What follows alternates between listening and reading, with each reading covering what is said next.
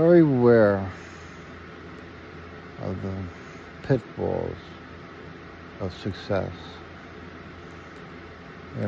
They should outlaw the lottery for how much damage it does to a person's life, and how it screws it up and throws it into complete and utter chaos, and what it does to the people around the winner, and how it changes the town of the winner, especially if it's like a Midwest town where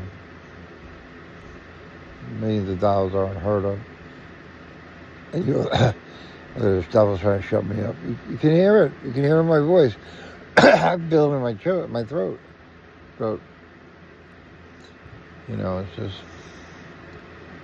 when you add $300 million to Tulsa, Oklahoma, some little small town in Oklahoma, you might as well light up a nuclear bomb. The difference won't be any. And, it's just very, and I'm not, I think people just go into the lottery with the wrong idea, They're thinking they're going to buy a yacht and everything's going to be okay kind of thing. They're going to move to a bigger house and that's all it's going to be. And it's not like that at all. You lose everything. You lose your family, you lose your friends. Everybody treats you differently. Everybody looks at you differently. Everybody wants something from you. You don't even know who they are. They call you up on the phone, or they're a charity for whatever. They all have a sob story. And, the number one thing when you win the lottery is what you have to learn the most is to say no. And the more you say yes, the more those phone calls never end. And they're not going to end anyway. I mean, just because you say no, they're going to still call. Somebody else will call, and it's a constant no. It's not a one no. It's a constant. And they'll make you feel like you're the meanest person in the world because you didn't do it. And if you do it, you do say yes, they'll make you like you're the best person in the world, but only for about 5 minutes. After that, they forget your name. Once you write the check and send it, they don't care. They don't care. They got what they wanted. It's like you beg mommy for a cookie from the cookie jar, and once you get the cookie, life goes on.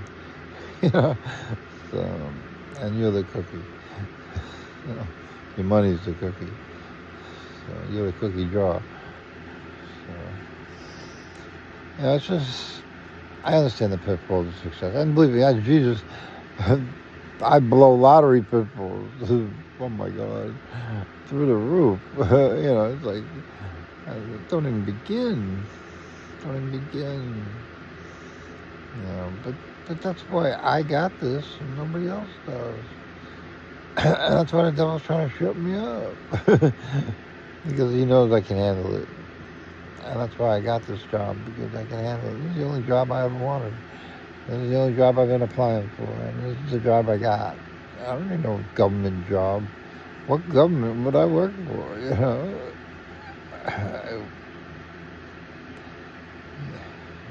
You want to put limitations on me. You want to send me down a rabbit hole, treat me like RFK Jr. That ain't happening. That ain't happening at all. And I move in silence, and I move by myself. Isolation. You don't know what I'm going to... Nobody knew last night what I was going to do before I did it. And I'm only beginning. When I broke the binary code, you don't know what more potential I have, And to not entertain the gifts I have is to end society. Because if we didn't solve that binary code, believe me, this world was over. So it was game over. And I gave it another life. I gave it a whole new life. And I know you look at that thing, or both of them, and I'm working on a third one already. I work on it casually. I have 2 already, so I'm good. It's no rush. But I'm working on a third, and it's just, You look at it, it's so simple. But in a billion years, you would never have come up with it. In a billion years, you would never have come up with it. And it's, somebody probably wrote what I have there. They probably wrote it down already, long before I did. And it's the same with the fifth dimension thing that's on my YouTube. Somebody has always looked in a reflection in a window or a mirror and never thought anything about it. They didn't know they were looking into the fifth dimension of the parallel universe. I named it. That's all I did. I named it. And with the numbers, and I named it as the cure to binary code. And people wrote it down, and they didn't know they had the cure to binary code. They didn't have a clue. You know? I knew what it was, and I know what its potential is. And that's my genius. Not that I wrote down the numbers. Sure, the numbers were part of it, but the fact that I could label it for what it was. And I think anybody that does computer programming can say that that's what it is. You know, and I've been working on binary code for a long time. You know, you act like I've been doing it, I did it overnight. And in a way I did. But the thought that I always knew binary code was a problem. And I really never spent much time, more than 2 minutes, trying to figure it out. But when I did sit down and try to figure it out, I figured it out. So it only took me a little while to figure it out. But, you know, look, that's my life.